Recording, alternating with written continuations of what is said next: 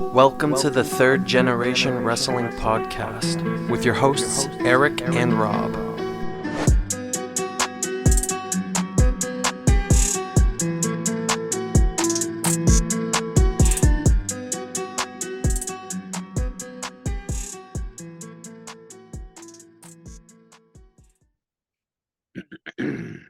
Welcome back, everybody, to the Third Generation Wrestling Podcast, 3GW, here on the road to Wrestlemania. Unfortunately, the road is starting a little bumpy in the worst way possible, and we're going to get into that here in a little bit. You can see, if you're watching on YouTube, you can see the background, but first and foremost, get to the pleasantries.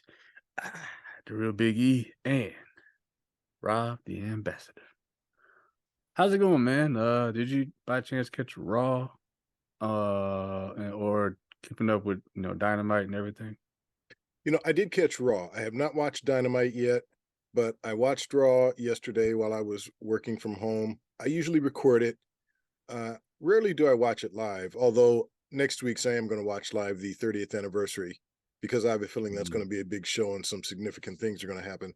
But I recorded it, and that way I can fast forward through all the commercials, save some time. 3 hours is a long time. But I did watch it, to answer your question. Yeah. Well, we are going to talk about that show because myself and the good brother got a little wager.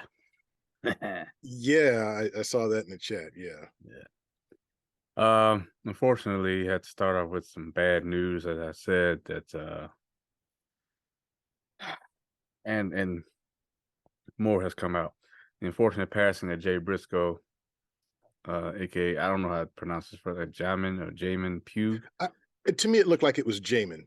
Jamin Pugh, okay. Yeah, but I'm not sure if somebody watching or listening wants to correct us on that, please do. Yeah.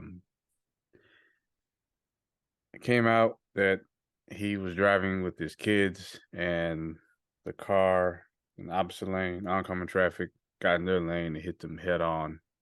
And he unfortunately passed away. His daughters, one was 9. The other was 12. He was taking them to cheerleading practice, and yeah, and they are both in critical condition. Yeah, they were. I know the mom put on Facebook that they needed prayers because they both had to go into surgery. But they are both. I have a strong feeling and belief, and I'm praying because I can't even imagine what this would feel like. As am I. That they're going to pull through. I have faith that they will pull through. I really do. And and even once they do, if you're his I'm assuming his wife, that's still hard because now the girls are going to wake up and they're going to be like, well, where's dad? And you got to break that news. And that's probably the most gut wrenching part for me, being a parent. And that's a parent's nightmare. It's one thing, it's a parent nightmare to lose your kid, but then if you don't, you lose your partner, the parent, the other parent, and you gotta explain to your kids what happened. And it's not fair. The man was 38 years old. I mean, he'd been wrestling for 20 years, and I think a lot of people were just starting to realize who the Briscoes were, and we were really impressed. That was one of the standout matches at Ric Flair's last match, the pay-per-view last year. Yeah, and exactly. they're the current ROH tag team champions, so it's even much more like it's sad because he tweeted out something 5 hours before this happened, and then it's just that old saying, you hear and then you're gone. Really very, cherish very every sad. moment. Yeah, cherish every moment. Yeah, and we probably should mention that the other driver who for whatever reason came into his lane, and they were both driving Silverados, Chevy Silverados, and they hit head on. She died as well.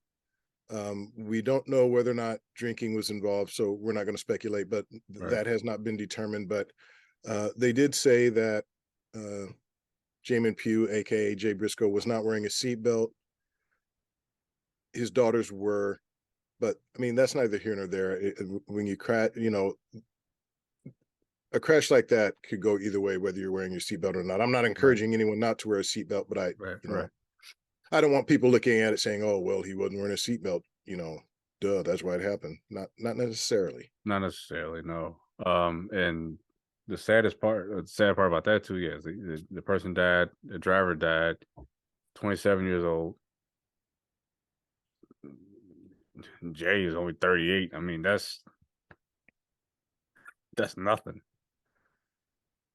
Yeah, yeah, man. I mean, I'm much older than 38. I remember 38. It was a while back for me, but far too young.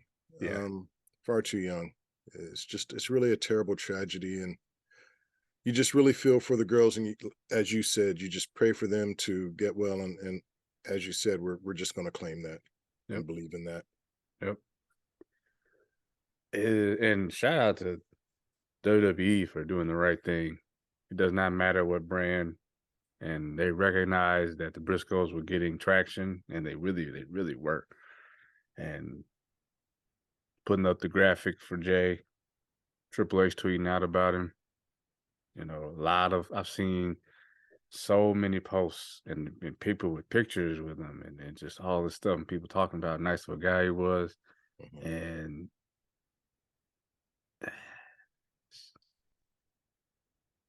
I guess that's saying, the good die young. Yeah, I know that terrible. AEW, they're going to do something as well. He was associated with ROH, which is their product now, so obviously, we'll expect something from them. I'm sure It's Tony it's tough, Khan's going to take care of all those medical bills. absolutely, and we aren't always nice to Tony Khan on this podcast, but what he's done for Brody Lee's family and Mm-hmm. what I expect him to do for Jamin Pugh's family, I will give him the utmost credit for that. That and what he did for Jeff Hardy too. Yes. So Yes. as much, like I said, what should we give him? Yes, we do. We do. Deservedly so. Deservedly, but we're also giving him credit deservedly when he does something as nice as he's doing now. Two things can be true. You Yeah, can be absolutely. immature and also do the right thing. Absolutely. So, yep. If there's anything else that comes out about this story, obviously we'll talk about it. But we had to acknowledge this, and it's just really sad. I was really looking forward to seeing them, man. And I don't know what. Obviously, it's probably gonna take some time, but I don't know what they do with the ROH tag titles at this point. But Yeah. I would say give it time, and if you're Mark, I don't know what just pray for Mark, Man. because I mean he's really the one that's got to go on with life without Jay. Yeah. On top of his obviously his kids and everything, but Yeah. Yeah. He lost a brother and he's got two young nieces. Fighting for their lives right now, and it's a terrible thing all around. I feel badly as a fan because I really, while I've heard of the Briscoes, believe it or not, I think the only match of theirs I've seen in its entirety is the one we saw at Ric Flair's last match, which to me was the best match on that card. And I thought they were great. And I always wondered, man, how come these guys, how come we've never seen them in WWE? I don't know if it was their choice or WWE's choice. But of course, it's always hindsight, man. I wish I would have seen more of them because apparently I've missed out because they were great. yeah. Well, they have a lot of matches you can go back and check out, and I plan to. I did see them wrestle on AEW when they first came, and Tony Khan did say that, yeah, I signed these guys. They had a contract, and he's probably going to see that through as well. So, all right. Got a lot of other things to get to, not to, and hopefully you all appreciate it, and we try to give the man his respect. And like I said, anything else comes out about this, we will follow up. But we definitely wanted to acknowledge the fact that one of ours, and I say one of ours because the wrestling community, as divided as we can be sometimes, as different opinions as we can have sometimes, when we lose one of our own, it really hurts, especially in this kind of fashion. So, Yeah. not that this is good news, but it's news. So everybody knows by now Vince McMahon is back in WWE. And not a lot of people are happy about it. In fact, I don't know who is happy about it. His own daughter said, "Well, you back? I'm gone." There's no said. Apparently the whole Saudi Arabia thing, I don't know. WWE is coming out saying that's not true. Apparently Triple H held meetings at Raw and SmackDown last week with the talent saying, that stuff's not true, and just kind of letting them know, like, hey, I am still in charge of creative. If you have any questions, I guess, throw them out. But, Vince is really just back to, take care of the company. But as far as creative, as far as everything else do with the actual shows, it's still, as of now, Triple H is still in charge of that. He hammered home the fact that he gets final say on what happens. He said, of course, I will reach out to Vince at times for questions, but at the end of the day, I have final say. So what it tells me is he was encouraging his locker room, say, hey, look, listen, I know this was going on. I understand y'all's frustration and doubt and all that, but just let me reassure you that it's okay. And he did it at Raw and SmackDown. So good on him. Yeah. I mean, you have to do that because, look, we're about a week away from the Royal Rumble. We're getting right into WrestleMania season in Los Angeles, one of the biggest WrestleManias, in years. And so obviously he's just trying to keep everybody focused on that and not worrying about the business. It's the right thing to do right now.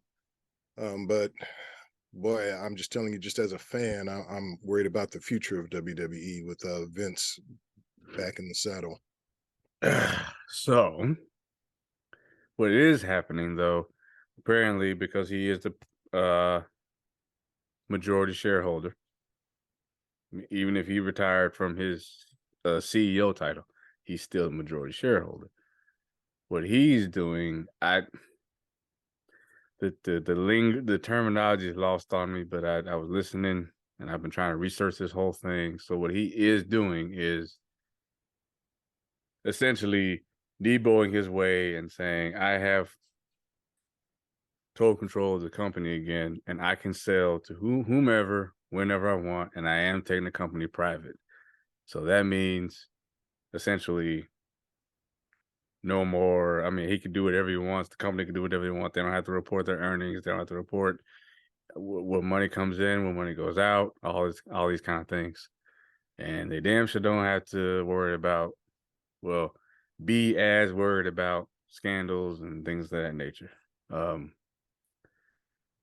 that effect, this is probably one of the articles that we were talking about before we came on here, that Vince McMahon settles lawsuit by ex-ref alleging 1986 rape. It was a rape. I was talking to Blake about that. Right. Yep. This is from ESPN. So WWE executive chairman Vince McMahon, who returned to the company earlier this month, has settled a lawsuit from a former referee who accused him of raping her in 1986. His lawyer told Wall Street Journal on Thursday. The exact sum of the multi-million-dollar settlement with Rita Chatterton, which was completed last month, was undisclosed. The settlement extends a run of payments related to sexual misconduct allegations involving McMahon that totaled $19.6 million before this latest agreement. So she got $19 million on top of the settlement. Yeah, I read something about the settlement being around 11 to 12 million, but look, it's a lot of money. Now, we should note that Vince and his lawyers, of course, say that, look, this is not an admission of guilt. Right. Vince maintains he did not rape her, assault her. They just want this to go away. And they thought this was a cheaper way to go than the ongoing legal fees of the process. So that's their side of it. Yep.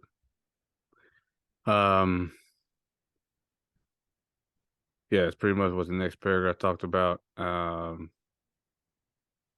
McMahon returned weeks ago as chairman of the board to fully capitalize on the upcoming media rights negotiations. The board previously rebuffed an attempt from McMahon to return to the company, but he retained the majority of the voting power. WWE is entering a critical juncture in its history with the upcoming media rights negotiations coinciding with increased industry-wide demand for quality content and live events, and with more companies seeking to own intellectual property on their platforms, McMahon said earlier this month. My return will allow WWE as well as any transaction counterparties to engage in these processes, knowing they will have the support of the controlling shareholder. WWE's rights deals with Fox and USA expire next year. Negotiations are expected to begin later in 2023. WWE posted its first billion-dollar revenue year in 2022. McMahon bought the company from his father in 1982 and built the then WWF into the preeminent wrestling company in the world. So, like I just said, he's just trying to, take the company back private and sell it. And he wants to be in control of how that goes down. So the last thing I have as far as this goes is, a lot of people might not know about this, but the Detroit Police Fire and Pension Fund is in a legal battle now with WWE as Vince McMahon tries to sell the company because Detroit apparently invested $100,000 in WWE a few years ago.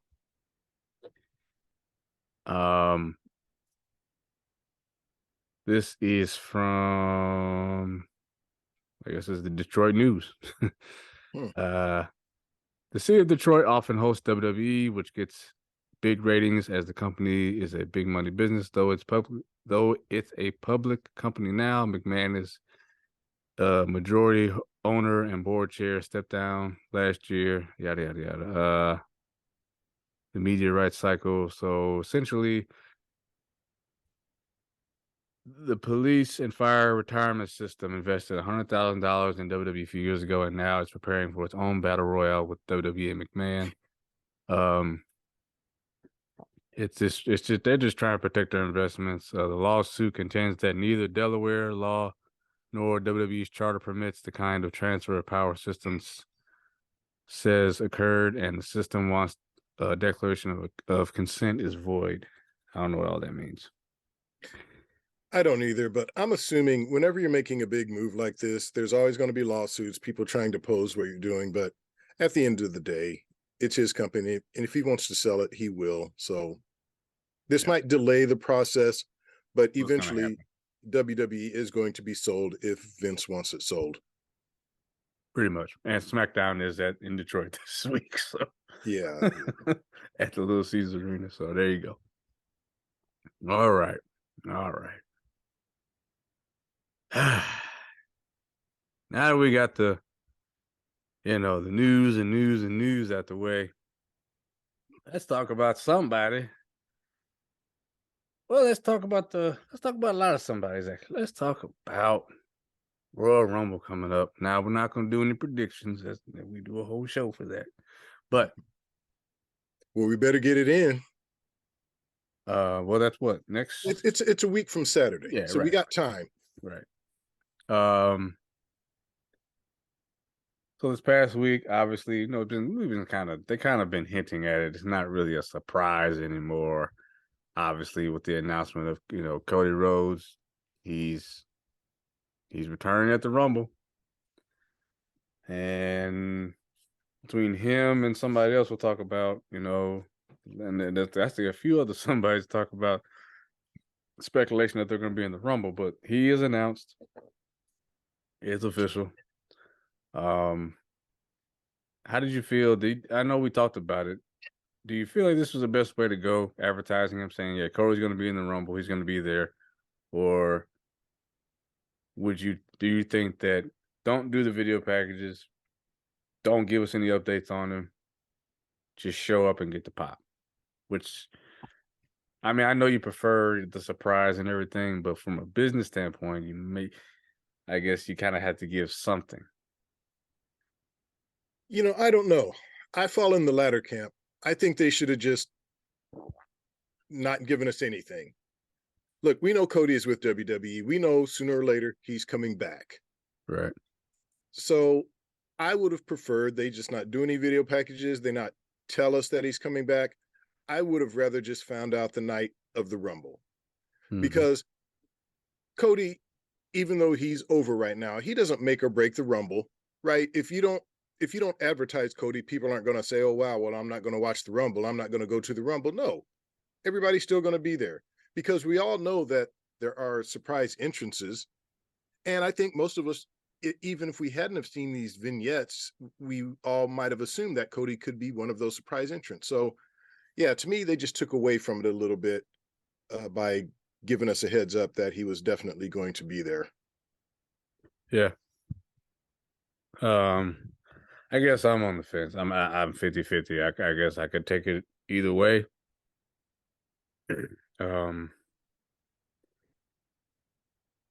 But I think they're trying to play it safe and say we need to advertise something, just to draw somewhat of a casual audience. Yeah, but does Cody do that?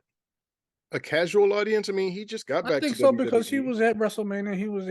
The only reason he went away because he got hurt. And if you go back to WrestleMania, all the months following, I mean, he was on TV every week, and he was wrestling every week, and so he was there. Yeah, and when I think some of oh, those I'm people sorry, go ahead. probably remember him from when he was there before, and some probably remember him being AEW because he had that TV show with his wife. So I mean, I would say, yeah, he ain't. I mean, he ain't Roman. He ain't Rock or nobody. Man, look, He as long ain't as you John Cena, but I mean, he had enough clout to people to just notice the guy, know who he is. Yeah. yeah, man, as long as you know Roman's going to be there, Brock's going to be there, you're good. People are going to show up. But look, like you said, it doesn't make or break it. No. That's just my preference. I always just like this. I miss those days of just the big surprise. And now, in the days of the internet and the dirt sheets, you don't really get that anymore. Well, sometimes you do, because Adam Cole, that return, nobody saw coming. There was no leaks about that, nothing. Nobody knew he was coming back. And what was the one in WWE? Johnny Gargano. Nobody knew about Johnny Gargano coming back. Nobody knew about that one, and nobody knew about Braun Strowman. It was rumored, Triple H obviously asked about Braun, but he never said yes or no. When he did come back, we were streaming when he came back. Got a whole clip on it. We were like, oh shit.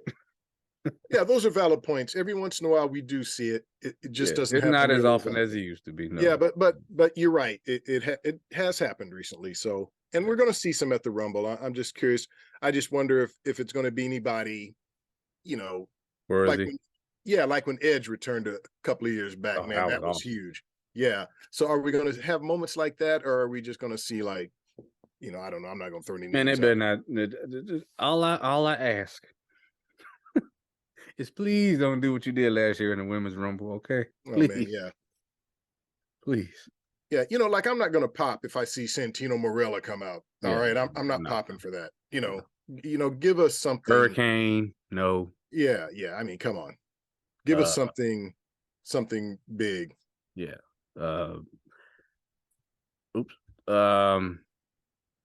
So since then, okay. So you watch Raw.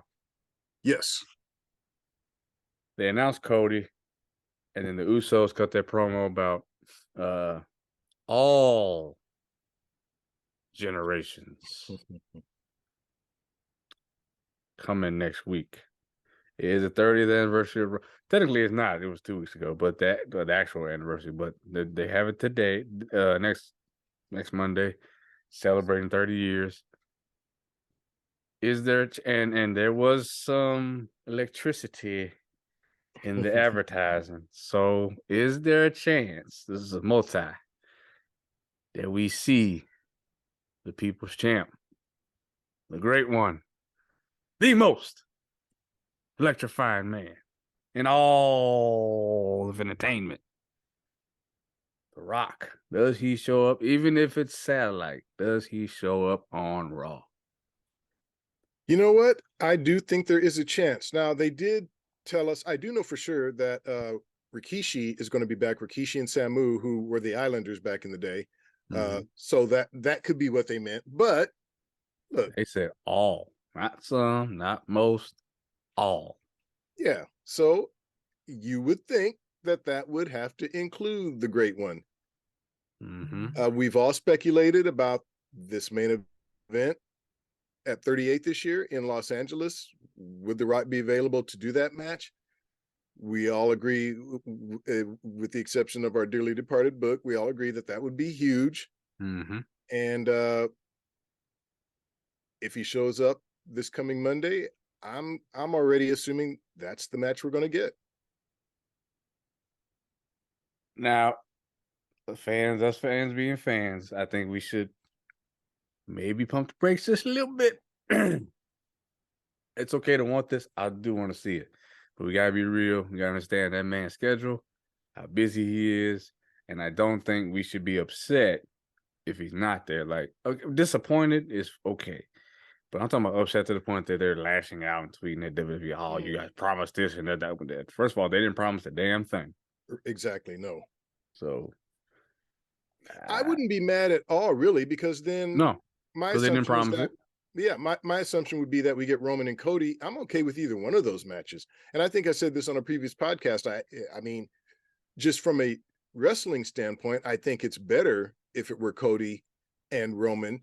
But look, from a fan standpoint, and just from a, you were talking earlier about bringing the casual fan in. Well, obviously, if you bring The Rock in at WrestleMania, even people who aren't wrestling fans are going to tune in to see the biggest movie star in the world wrestle. So from that standpoint, it would be great. But I'm cool if it's Cody, or it would have to be Cody. I can't think of another opponent I think would be worthy of Roman at 38 that we haven't already seen.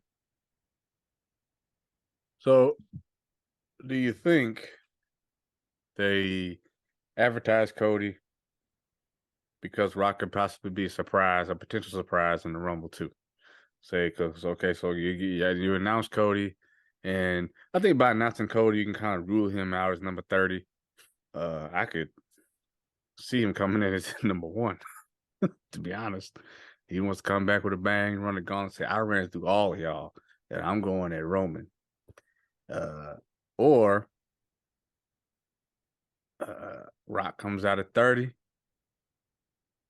does his stuff at bouncing at the top, throws everybody out, calls out Roman, we get that face off. And I don't know, man. Fantasy booking, it's fun to do.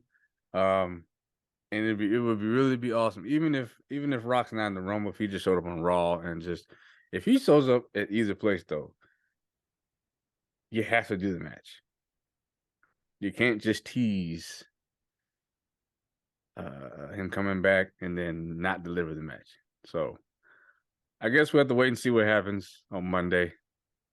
I hope it happens. I would love to see it. I would probably, it would be almost as big as when he came back in 2012, 2011. Yeah, that was around 28. Yeah. So yeah, it would have been what? 20. That was WrestleMania 27. He came back. He hosted. Right. And nobody knew who the host was going to be. He was like the last person people thought was going to be, and he came out and people went ape shit. And so we'll see. Yep. We will see. I guess you got other names that are going to be in the Rumble. Like you got your Brock Lesnar's. I'm guessing it's probably going to be in there. Bobby Lashley, I would assume. I think Omos obviously Omos is going to be in there. You're going to get, like I said, you're going to get some duds in there. Maybe Tozawa's in there. So I mean, I don't know. Edge. Rhea. Yeah, we haven't seen Edge in a while, but I'm guessing he'll be back. What do you think about Liv going in number 1? Well, like I said, she's doing her underdog thing again. I don't think she wins because I don't see her challenging for the title again, but I think she'll have a good showing though. I think she'll stay in there for a while, but I don't think she will win. Okay. Okay. Last thing I got to hit on this because like I said, myself and the good brother got a little wager. And the Usos are taking on Judgment Day on Monday. And it is for the belts. So I bet the Usos gonna retain. He thinks Judgment Day is gonna take it. I just can't see him changing these titles. They've had these titles so long. I can't see him doing it on Raw. I just can't. I think it'll be a great match, but I can't see it happening on Raw. Especially if they're gonna do this whole acknowledgement ceremony, which is probably gonna main event the show. I just don't see it happening. So we got a little friendly wager, nothing too crazy, but I can't see it happening. I don't see it happening until Mania, to be honest with you. If you're gonna tear down the bloodline, you gotta kind of do it all. Rome has to fall at one time. No pun intended, So that's what I think. So obviously my prediction is Usos. Here's a Judgment Day. Where do you stand, sir? I'll just say it like this. I don't know if I'm ready to make a prediction, but I would not be surprised. Look, it is the 30th anniversary of Raw that we're celebrating. So you could see something significant like a big title change happen. Judgment Day is worthy. The Usos have already broken the record for the longest reign of any tag team in history. I think a loss, if they were to lose, then obviously you set up the rematch between them and Judgment Day.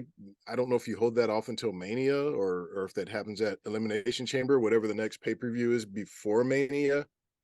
But let's just say the Usos win. Well, then who do you have them wrestle at Mania? They've beaten everybody. I mean, everybody.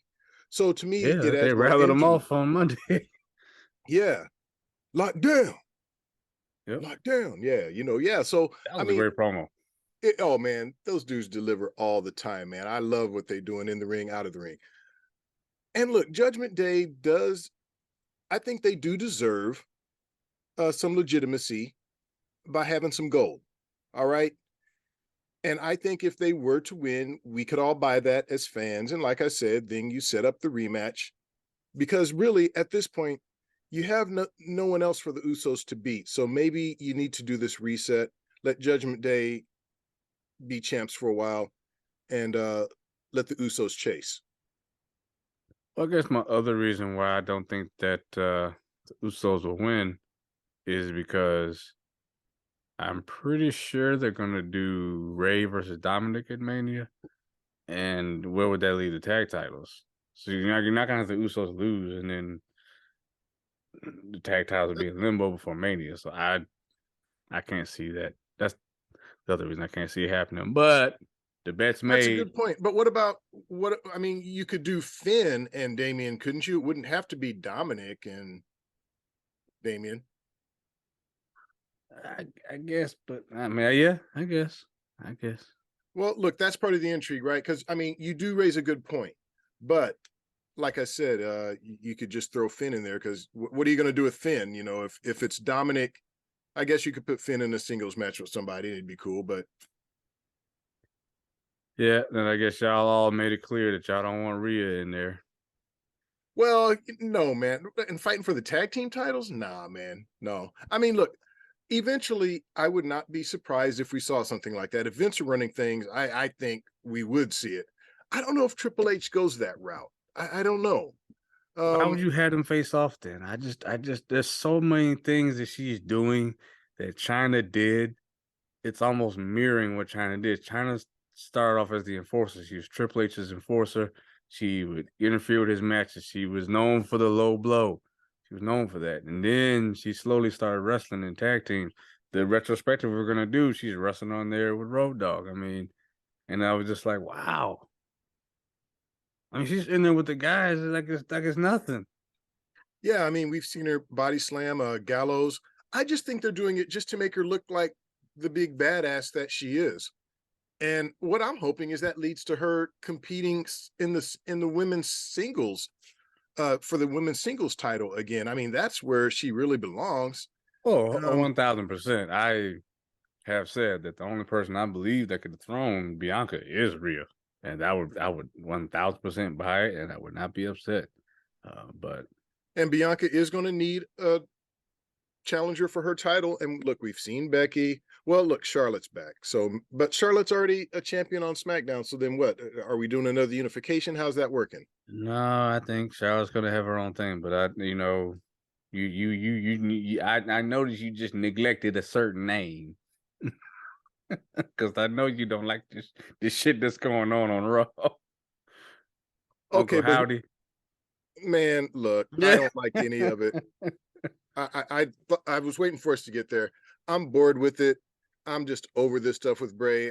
Man, he's a tremendous talent, but I just think he's this whole thing is self-indulgent, and I think only he's the one who really gets it. I'm just getting bored with it. And then this pitch black match. I know it's going to be some. Wait. Mountain Dew. Yeah, Pitch and it's black match. look, man, we know matches with tie-ins don't go well. Okay, we all remember the tie-in with Army of the Dead that we just Oh spoke about. God, that was probably by far the worst. And why a gimmick match? Why I don't know what it is.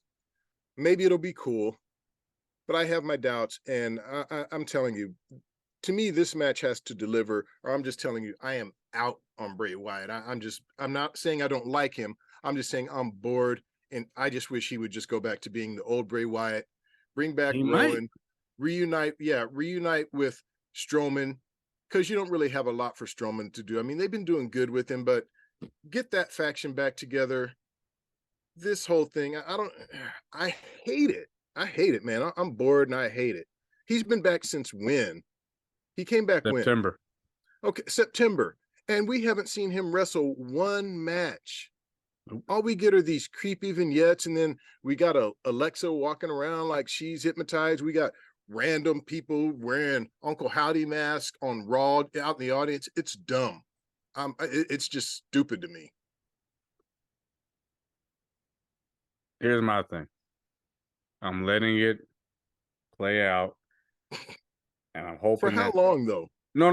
That's exactly what I'm getting to. Okay, all right. You got till Rumble, and in this match, tie all this shit up in a neat little bow, or I'm gonna come sit right next to you. Hey, just like you did for Seth.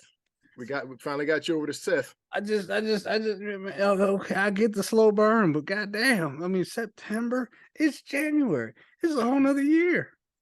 Yeah, and I'm telling you, this match. So yes, you need to tie up Alexa, and this. I'm not saying you have to reveal who Uncle Howdy is. You just need to tie it all together, make it make sense, get them all together finally. And if they're obviously doing the match with her and Bianca at the Rumble, and we're not doing predictions, but that could play a role. Just, and I think that's what Bray pitched to Triple H. He probably pitched all of this, had an ending, because I think if he didn't have an ending, Triple H wouldn't have gone for it. Like, okay, what's your vision? What's your ending? And then we can work on everything in between. But I need you to have an ending, a finish line. What are we doing? What are we getting to? So this has kind of been between Bray Wyatt as the director and Triple H as the producer of this horror movie. We need to see how this shit ends. Yeah, we do. And hopefully, with LA Knight, who's been doing a fantastic job in this feud, that this thing gets tied up nice and good. So LA Knight is the best part about all of this. It's not Bray, it's not Uncle Howdy, it's not Alexa, it's LA Knight. The only thing that is keeping me interested in this. And I'm telling you, if this doesn't go some kind of way, like I said, even if it's not all tied up, if I just have an idea on where he's going with this, that might be enough to keep me in there. But I'm just hanging on by a thread right now. yeah, like you said, this match has to deliver. I'm really I guess I'm being optimistic. I don't think they would have gone this route if they didn't know what they were doing and didn't have a plan. So for you, what would be like what to find out who Uncle Howdy is? I mean, what for you like I said, would they be don't have to necessarily do that, but just tie it all up. At the very least, give us an image of Bray, Alexa, Uncle Howdy, and whatever else they're gonna do. Like tie it all together and make it make sense. We can't go into WrestleMania still wondering what the hell's going on with all this. We just need to know what this is and what it's going to be. You know, I'm and okay if with it, you having riddles and talking in riddles and all that, but we need to keep progressing the story. We can't, this has been just too long of you're back and you're this and you're that. The last promo he cut, he talked about being the eater of worlds. He sat in a rocking chair. He did all those things. And I said, oh, well, if you're going to go back to being that guy, then great. hey, yeah, man, yeah. And maybe if that is what we get out of the lights out match and lights go out and he's back with the hat and the rocking chair, and then somebody comes behind him with a big black sheet mask, cool. But we'll see. I guess we have to wait and see what's going on. And like it or not, like the build or not, it is getting us talking. We are talking about it. So, hey.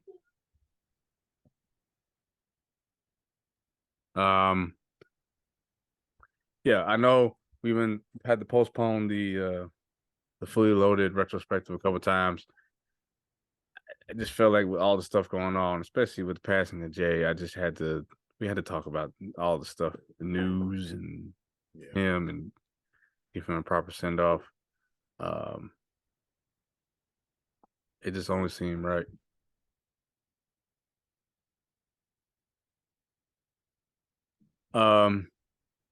So we will work out the retro over the weekend, maybe. Probably over the weekend again. Yeah, it gets crazy around here. But definitely over the weekend, at the latest we'll get that retro done. I've already watched it. I mean, so I got my notes and everything. Me too. But I was just like, and all the news and stuff. I can't avoid this. So it's only right that we give our thoughts on the current state of wrestling as it is. So we will get into the old school, promise. Check us out on your social medias, Third Generation Wrestling Podcast on Instagram, podcast_third on Twitter, Third Generation Wrestling Pod on TikTok, and email us at thirdgenwrestling@gmail.com. Check out our best and worst of 2022. That's available now. Here in a few minutes, I'm going to be doing my reviews of both The Last of Us TV series, it's on HBO Max, and Velma. So stay tuned for those. Those are going to come up. Those will be brief, spoiler free. So, but I'll say it now. Even if you've never played the game, because Last of Us is based on a game. If you've never played the game, you don't have to know anything about the game. I encourage you. I'm gonna say it now. I recommend it. It's a series. They didn't put the whole series out like Netflix does, so it's only one episode available. But I will say, check it out, and my review will be up here shortly. So, nice. Yeah, that's pretty much it for now. If you are a gamer fan, there's plenty of gaming streams up, and I'll be posting more.